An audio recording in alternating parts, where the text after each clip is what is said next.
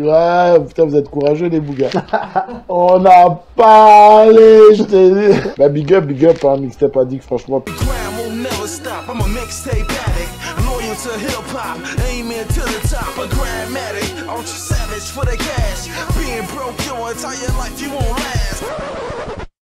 D'accord. Ah les gars, vous pouvez pas, je suis en interview vite fait là.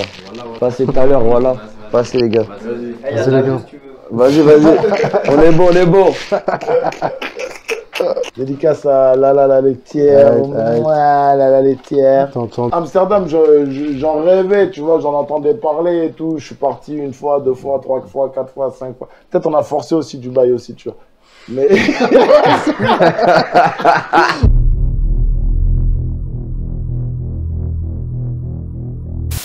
Yeah, King Flow, Mixtape Addict Report, tu sais comment ça se putain de passe. On est dans le building, aujourd'hui je suis avec Jim, c'est Gros Dash.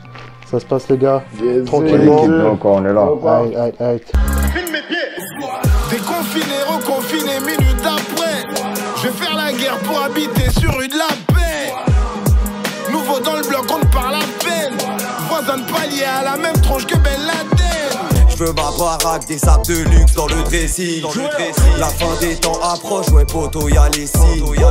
Fais les choses bien, moi pour l'instant je sors des singles. J'ai trop fumé gros, j'ai la tête ailleurs. J'ai trop fumé gros, j'ai la tête ailleurs. Je me rappelle du premier jour où j'ai roulé un pilon. Premier sandwich, depuis j'ai dû en bouffer 1 million.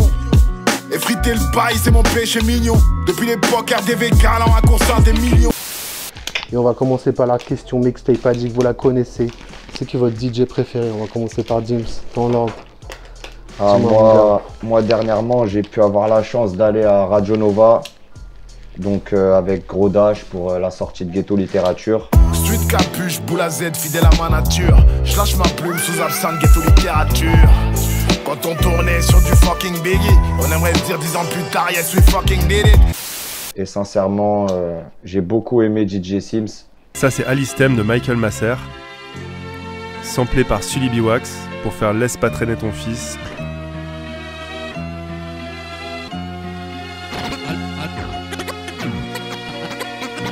Ouais, les jeunes sont saoulés, salis sous le silence, seul issu la rue, même quand elle est en pas Et voilà, franchement, il m'a impressionné en live, tout ça. Donc je vais donner ma voix pour DJ Sims aujourd'hui. Ouais, très lourd, Sims. Franchement, c'était énorme. Hein. C'était la première fois qu'on allait à son émission. Moi, j'avais assisté à un de ses shows avec Shaina au New Morning. Bon, moi, pour ma part, meilleur DJ, je dirais meilleur DJ qu'Henry. Je la donnerais à DJ Clou.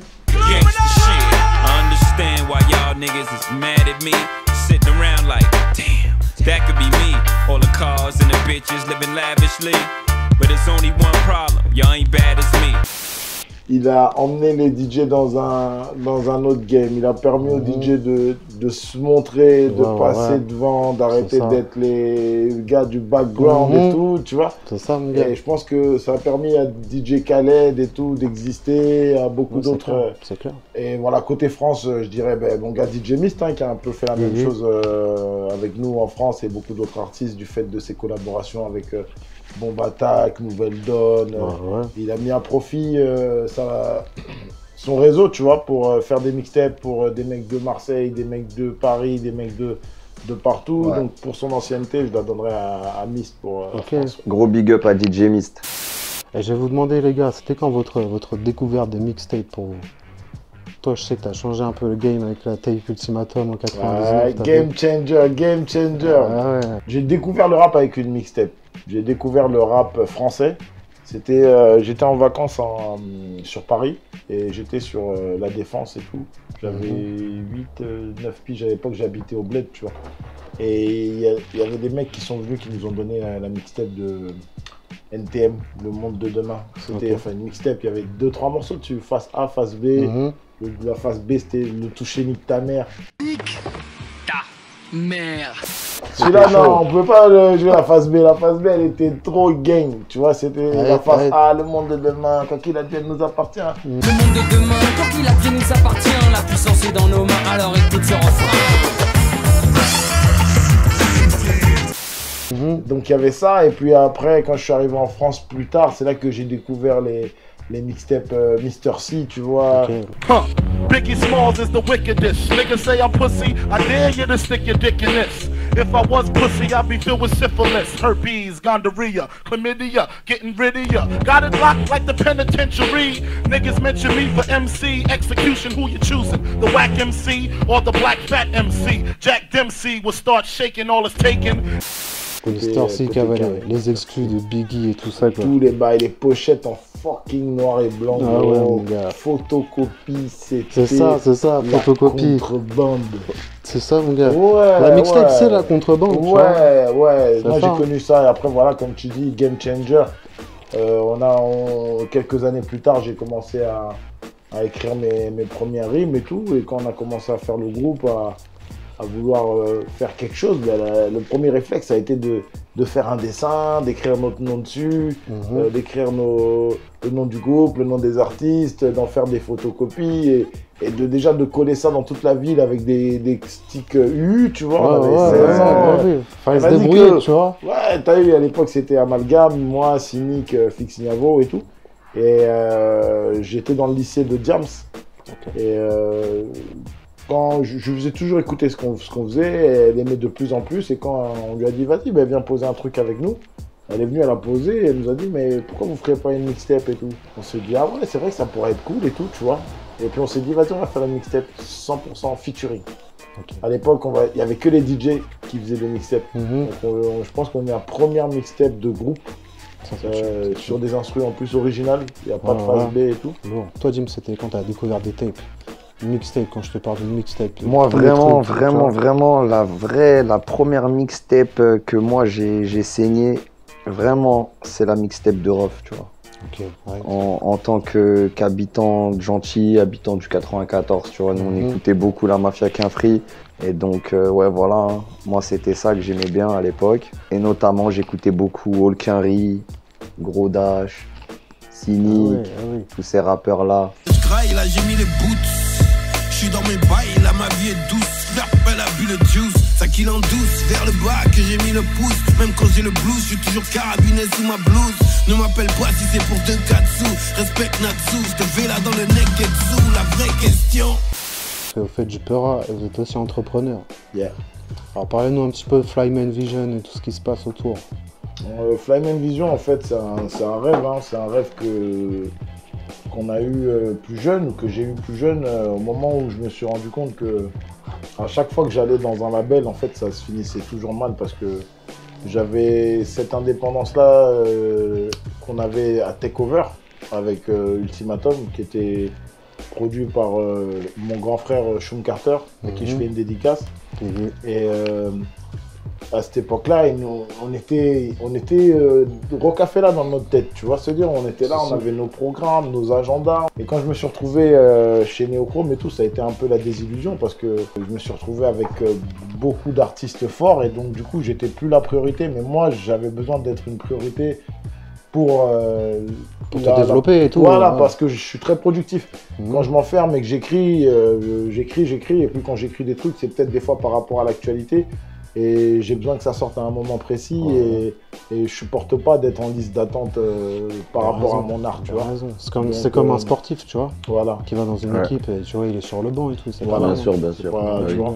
Pourtant, j'étais un des fers de lance du label, mais être fer de lance, ça me suffisait pas. Je voulais sortir quand je voulais. Si je voulais sortir 2-3 CD dans l'année, je les sors, tu vois.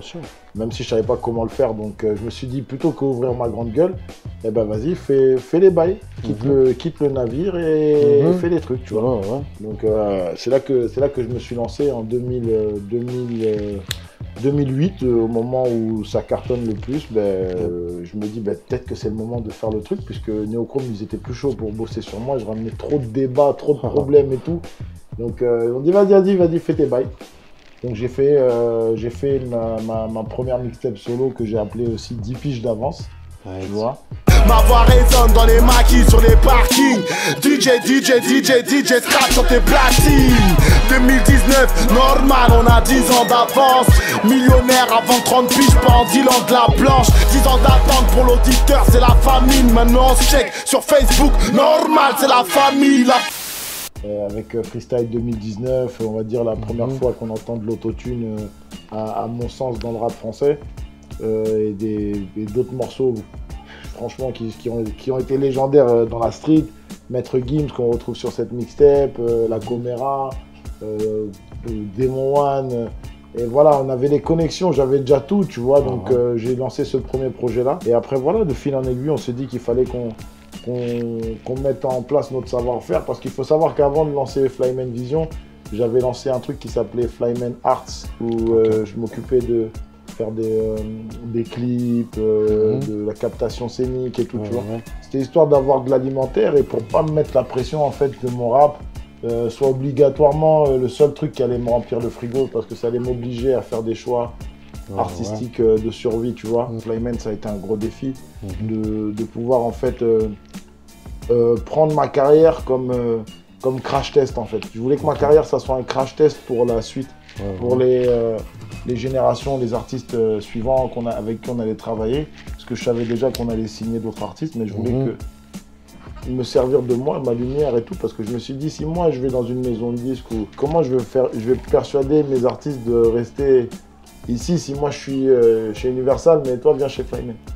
Je me suis dit, je dois me taper tous les trucs, parce que quand je serai chez Universal, je serais juste un artiste et tu dois leur montrer la voie, tu vois, le leader du truc. Je dois y aller me taper tous les poteaux, tous les échecs possibles, parce que c'est quand on se relève qu'on apprend à chaque fois, tu vois.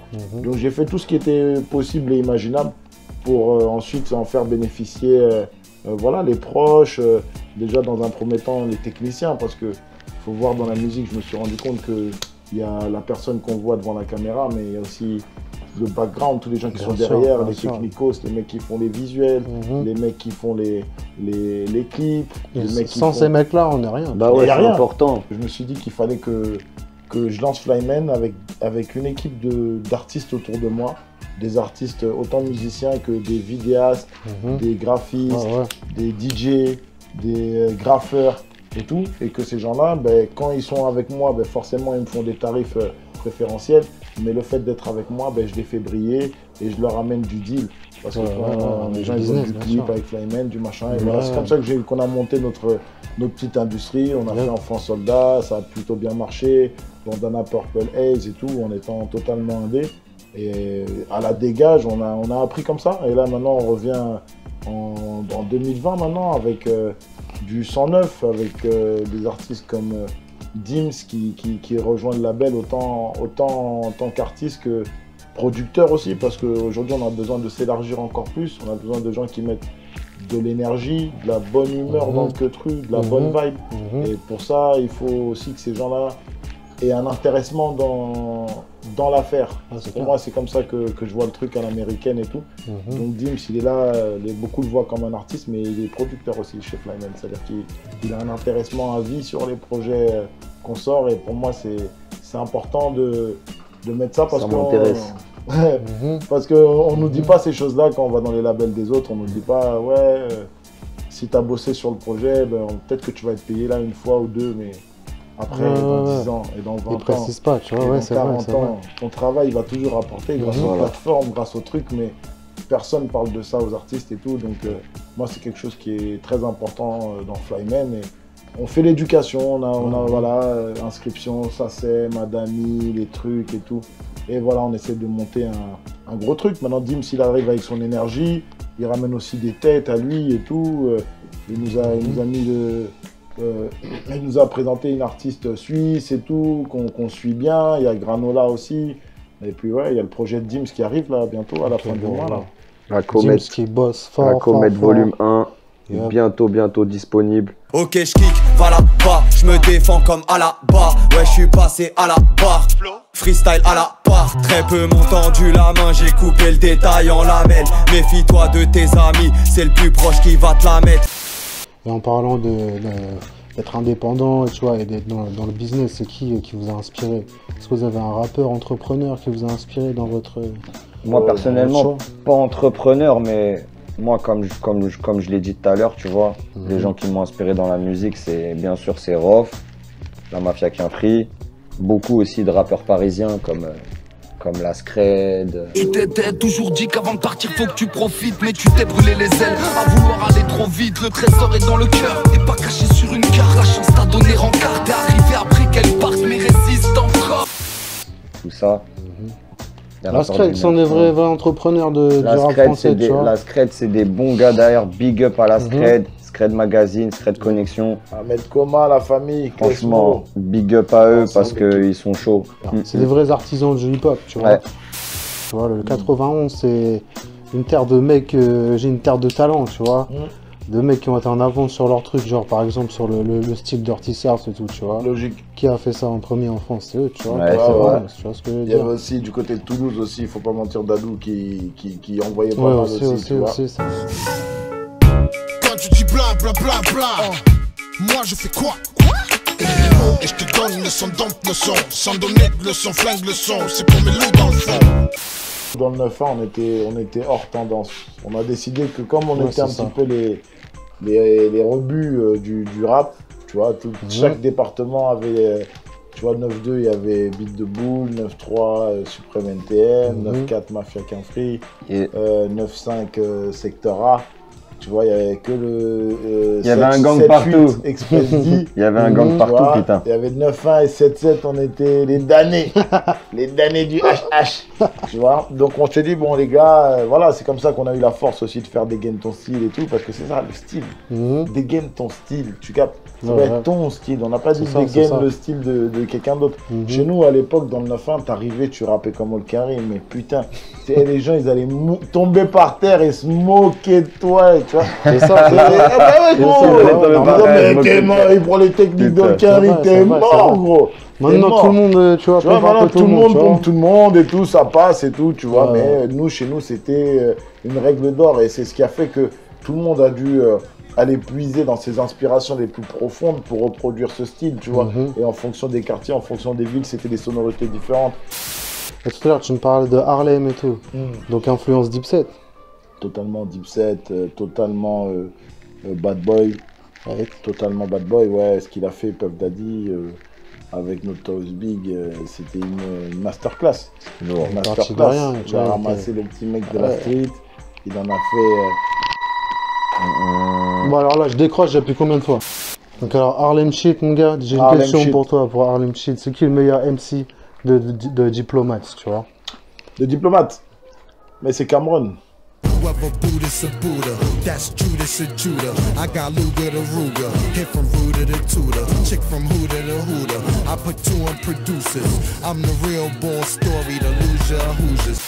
Okay. Mais c'est Cameron. Mais c'est Cameron. Pourquoi? Parce qu'il a réuni des boucs. C'est comme si tu me dis le meilleur rappeur de Wu-Tang, je peux te dire c'est Reza. T'as capté ou pas? Parce que c'est lui le plus intelligent qui a réuni tous ces fous là au même endroit, frère. Moi je disais mais il est nul ce mec, pourquoi il est dans Wu-Tang? C'est vrai. Je l'ai écouté tout à l'heure dans la voiture, il a posé un couplet. C'est lui qui a réuni les gens. Tu pas dans les tons et tout. J'imagine le truc. Mais c'est peut-être lui le meilleur rappeur du Wu-Tang, t'as capté ou pas? Parce que c'est lui qui a le creative mind, quoi, tu vois. C'est le brain, le cerveau, tu vois. Moi mon préféré c'est Jewels, hein. Ok. On va pas se mentir, hein. Time ticking nigga with my money at. Time ticking nigga with my money at. Time ticking nigga with my money at. Time ticking nigga with my money at. Time ticking gotta get it where that money at. Mon préféré c'est Jewels, mais carton rouge négro t'as dormi. T'as dormi carton rouge. C'est clair. Tu vois, t'as vu qu'il est Kem, d'où il venait. Tu vois, donc il fallait faire déjà autant d'albums. Surtout qu'à un moment, Jewels, il avait un buzz pour lui en solo qui était bien, tu vois. Il avait le truc, tu vois. Large, il avait le truc, mais les gars, ils ont fumé. Même le grand public a connu Joel Santana avec le film Projet X, tu vois. Le bordel avec Lloyd Banks. Ouais, tu vois. Non, mais tu vois, c'est anecdotique, frère. Le truc dans Fast and Furious aussi. Mais ouais, mais tu vois. On dirait que c'est des bails pistonnés. La vie de ma mère, pour moi, c'est pas mérité qu'il se retrouve sur des projets comme ça. Comparé à vraiment la qualité des albums qu'il a fait. Les albums, tu vois, il y avait un éclair là, 2-3 chansons pourries, un éclair là. Frérot, t'as vu, concentre-toi, tu vois. Alors si tu veux faire ça, bah alors fais-nous 15 albums. Comme ça, on va faire des compiles de sons de génie. Question pour toi. Je sais que maintenant, là, tu vois, les lois sont un peu en train de changer dans certains pays. Mais pour toi, c'est où l'endroit le plus galère pour trouver la weed? Le plus galère. En Tunisie. En Tunisie, ouais, ça a l'air chaud. Un joint, tu prends 10 ans, ma gueule. Non, ah ouais. Un joint, tu finis loin. Et une fois où j'ai pécho en République Dominicaine, Master. Aïe, aïe, aïe, aïe, aïe, aïe. Compliqué. Je demande à un genre d'animateur de plongée sous-marine. Je dis, il me dit, ouais, va voir le bouc du quad. Ah, le bouc du quad. Le bouc du quad, il me dit, ouais, vas-y. Le bouc du quad. Il me dit, ouais, faut pas parler de ces bails-là. Ici, c'est chaud, machin et tout. Ils sont sur la drogue à mort. Ouais, il rigole pas. Tu veux que je te ramène un bail? Il me dit, bon, tu viens à 19h là dans la forêt là-bas, là. 18h45, le négro chaud. Je suis déjà là, au poste. J'entends. J'entends un quad qui arrive au loin. Je dis, ah, la bonne nouvelle arrive. Il arrive et tout. Mais frère, ambiance un peu me file, tu vois. Ouais, il est pas serein. Il regarde partout, à gauche, à droite. Parce que vas-y, c'est son taf qui est en jeu en même temps. Il vient dealer sur son lieu de travail et tout. Ah ouais. Donc il me donne le bail et toujours en le bail. Maintenant, je me retourne comme ça. Je veux rentrer comme ça. J'avance, je vois que mes gros policiers militaires. Je dis, oh, je dis, quel bail. Je dis, waouh, lui, il est chaud. Il me dit, tu viens d'où là? T'étais où? Tu fais quoi? Je dis, ouais, non, t'as vu, j'étais là-bas, je suis allé pisser et tout. Il dit, quoi? Jusqu'ici, gros. Il dit, non. J'ai entendu un bruit de moteur et tout, tu viens de faire un truc chelou et tout. Je sais ce que tu viens de faire. Il me dit, je sais ce que tu viens de faire. Je dis, non, frérot, non, je te jure, gros, t'as vu, juste, j'avais mal au bide et tout, tu vois, je voulais pas que les gens ils me voient, je suis allé dans... Il me dit, non, tu me mens. Il dit, là, faut que je l'attrape par les sentiments. Je regarde le frérot, je dis, mais regarde, je suis comme toi, frère, je suis un Renoir. Je dis, Moreno. Je dis, Moreno. Il me dit, ah, mon frère. Il me dit, tigre, bande de tigres. Genre, c'est son gang ou je sais pas c'est quoi. Ah, c'est venu. Il m'a dit, allez, file. Eh, gros, je t'ai dit le cœur, gros. Est-ce que t'as fini par trouver de la weed ou pas? Mais j'avais mon paxon, gros. J'ai tenté ma chance avec le bail en poche. Je pouvais pas livrer le queutru d'abord. Il fallait qu'il m'emmène au poste pour que je déballe ça. Ah ouais. C'est chaud. Et j'ai passé des très bonnes vacances, Dieu merci. C'est chaud. Et au contraire, l'endroit où il y a la meilleure weed, d'après toi, c'est où? Je dirais franchement, là où j'ai fumé la meilleure weed, c'est en Espagne, au Canada, Montréal. Montréal, ils sont chauds. Et le tarot, ils sont chauds sur le tarot. Ils sont chauds sur le tarot, tu vois, mais c'est des frappes. C'est des frappes, franchement. Mais quand je te dis chaud sur le tarot, c'est pas négatif, hein. C'est justement. Ouais, c'est vrai. Parce que c'est du dollar. dollar. La Californienne, le dollar, il est faible. Pas cher. LA, ouais. LA, bah. La Cali, ils ont remonté le niveau. Ils étaient souvent en haut du level déjà. Ah ouais. LA, mec, je suis pécho à la pharmacie. Bah, l'endroit le plus facile, ouais, c'est ça, LA. Rendez-vous devant la pharmacie et tout. Je le trouve bizarre, le mec et tout. Je dis, quel rendez-vous comme ça devant tout le monde et tout. Il veut me vendre un bail et tout. Il me dit, ouais, tu veux quoi? Deux meuges, 3 meuges, 4 meuges, 5 meuges. Je donne le bif et tout. Je vois, il rentre dans la pharmacie, normal et tout. Je dis, oh! C'est mystique, il sort avec une petite capsule là, bien signée et tout par le pharmacien, code barre et tout. Je dis ok, vas-y, retourne dire. Il me dit mais non gros, c'est une fois par jour. Je dis oh putain, j'étais vénère. Bah non, c'est les bons bails là. LA, j'ai tourné le clip de... LA, ils sont chauds. Ça fait mal quand l'assiette se vide, non. C'est bizarre comme la cesse divise. Tu veux me croiser dans une grande permanence. Je sors sûrement de studio négro, je rentre pas de vacances. Anna Montana, vas-y, danse ta la blanche. Mais si t'as le booty à Miley Cyrus, tente pas ta chance. Quand je suis allé en Espagne avec Oxmo et tout, tu vois, on est allé pour tourner le clip de Personne, tu vois. Vision remplie de légèreté, au gré des hauts, des bas, les vertés, des bas mûrs, finir par s'épanouir, décrocher des pétales, en faire une armure. Quand on blesse, quand on saigne, même c'est pour de vrai. Parle-moi d'amitié, l'écoute, c'est fais-nous rêver. En vérité, on est arrivé quelques jours avant Oxmo, mais on était sur les préparatifs et tout, tu vois, les repérages, les spots et tout. Oxmo, il arrive et tout, on va le chercher à l'aéroport, on le ramène à la maison et tout. Il dit, bah les gars, elle est où la butte? On dit, ouais, non, Ox, c'est tout, on était débordés et tout, on sait pas trop, on a pas... Il dit, quoi? Il prend son ordinateur et tout, il tac. Weedmaps.com. C'est bon, j'ai une adresse. Ouais, je l'ancien. Il dit, ouais. 30 minutes. Les gars, on y va? Il m'a dit, on s'est pointé dans un social club. Moi, je connaissais même pas ça. Et je sais que tu as beaucoup voyagé, tu vois, dans ta vie. Tu vois, tout à l'heure, tu parlais de Rio de Janeiro, Canada. Ça te venu d'où d'aller tester, d'enregistrer des trucs ailleurs, dans d'autres pays, de voyager, tout ça? Ouais, bah c'est le top hein, de l'inspiration. Hein. Pour moi, c'est le top quand tu sors de ton cadre et tout, habituel et tout. Pour moi, c'est là que tu es grave inspiré par d'autres que tu et que tu peux même chanter, comme je l'expliquais là avec Dio aussi, je racontais un peu le RMTC, les Raconte-moi ton classique, Charme du ghetto. Je lui racontais que je l'avais écrit au Brésil, tu vois, j'étais tout seul là-bas et c'est là que j'ai écrit ma plus belle chanson sur le quartier, en étant loin. Parce que ça te manquait, tu vois. Ouais, ça me manquait en fait, tu vois. Mais quand t'es là au quartier, mes potes ils font chier, la cité c'est c'est vrai. En fait, aller ailleurs, c'est une autre ouverture. Ouais, c'est vrai, la vérité. Et puis, c'est un peu aussi pour ça que j'ai appelé le label Flyman Vision, tu vois. Parce que ça voyage, ça fait des connexions internationales et tout. Des gens. C'est là que t'as pris les inspirations pour monter ton truc au Canada et tout, quand t'as vu le business aussi, et tout. C'est les mêmes périodes, tu vois. En même temps, mon meilleur pote au Canada, c'est Youssef Knight. Il a monté sa structure qui s'appelle Iceland Film. Après quelques mésaventures pour On n'oublie rien et tout, il m'a dit Dash, à partir de maintenant, quand tu viendras au Canada, c'est moi qui tournerai tes clips. Et aujourd'hui, il réalise des clips à 60 000 €. C'est lui qui a fait 2-3 clips pour Rof. Là, il fait les clips de Soudia au Canada. Un artiste majeur de la scène québécoise.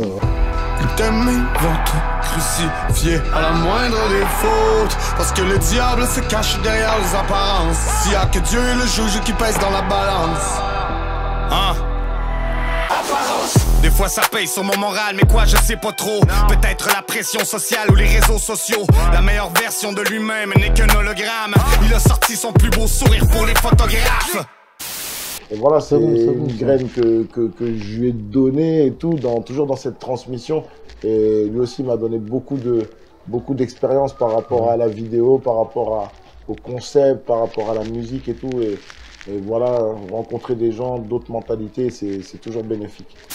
Est-ce que vous avez des conseils à donner aux jeunes qui veulent se lancer et prendre la même voie que vous, tu vois, dans le rap et l'entrepreneuriat en même temps, tu vois ce que je veux dire? Des rappeurs, businessmen. Mon conseil à donner, c'est essayer de rester vrai. En fait, de faire ce qu'on aime, tu vois, avant de penser à vouloir faire le hit. En gros, rester soi-même dans la musique pour toujours garder une part de... C'est toi qui tiens ton truc, quoi. Tu vois, c'est ton truc, c'est à toi. Alors, moi, je dirais de bien s'entourer, autant au niveau des énergies que au niveau des compétences diverses. Tu vois, d'avoir des potes, un entourage qui peut nous aider dans la musique, dans la paperasse, dans les réseaux sociaux, dans l'image. Tu vois. Si t'as que des potes dans l'image, c'est un peu relou. Que des potes dans les réseaux sociaux, que des potes qui font que fumer, que boire. T'as vu, relou. Tu vois. Et voilà, rester proche des gens à qui on a envie de ressembler. Ça, c'est un truc très important. Il y a des gens qui veulent être footballeurs, mais ils traînent avec des plombiers. Tu vois. C'est clair. Donc, si tu peux traîner avec une question d'énergie, même un ramasseur de balles, c'est un gars qui ramasse des ballons au Parc des Princes, reste même avec lui. C'est mieux que rester là avec des gens qui n'ont pas les mêmes rêves que toi, tu vois. C'est clair. Donc ça, c'est vraiment un conseil important de se faire un environnement sain de travail dans le cadre de sa passion. Ça n'exclut pas de traîner avec des potes aussi qui n'apportent rien, ça existe aussi. Mais de manière modérée, tu vois, et de se créer un environnement sain pour avancer dans ces projets. C'est clair. Et avancer en tant qu'équipe. Une petite armée, et que l'armée elle grandisse, tu vois. Logique. C'est ça. Même à 2-3, on peut faire un gang. Carrément. 2-3. Carrément. À 2-3. C'est juste question d'organisation. Donner aux gens l'envie de traîner avec vous. Et ça a l'air chill d'être avec vous, les gars. Vous êtes bien, vous avez besoin de personne. Bah ouais, chacun a son poste, mec. C'est ça, c'est ça. Tu vois. C'est dur des fois, tu vois, avec les égos et tout. Tu vois ce que je veux dire? Bah ouais, c'est ça. Donc le conseil, c'est de mettre l'ego de côté.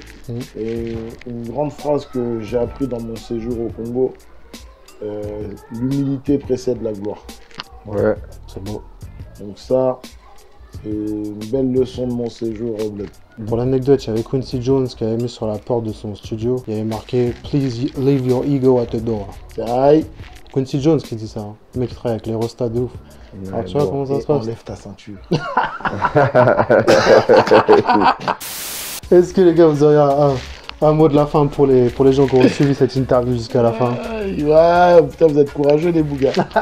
On a parlé, je t'ai dit. On a parlé. Ah ouais. Bah big up, hein, Mixtape Addict, franchement, toi-même t'es un persévérant, franchement. Depuis le temps, on doit faire ce bail et tout, tu vois. Donc, t'inquiète, moi je lâche jamais, tu vois. Big up à toi, big up à ton équipe et Sinon, big up à tes abonnés, les gars. N'hésitez pas à venir check les jeux pro, Ghetto Littérature disponible. Yes. Et le D, il arrive en roue libre, là. Il La arrive comète, sur le capot. La comète volume 1, bientôt disponible. Merci à vous les gars, Mixtape Addict. Fort. Merci à vous. Merci ici même dans le 9-4. Bang bang. Connexion Orléans 9-4, ça se passe. Méga Flo, l'équipe. Jim, c'est gros dash dans le fucking building. C'était le Mixtape Addict Report. Tu sais comment ça se passe. Bang bang. Gros dash des hauts. Hey. Bria. Lève la main si t'as le charme du ghetto. Si te manque une chico, si t'as une balade sur le déco. Si tu tiens les murs dans les nightclubs. Si même en reste t'as une paire de Nike.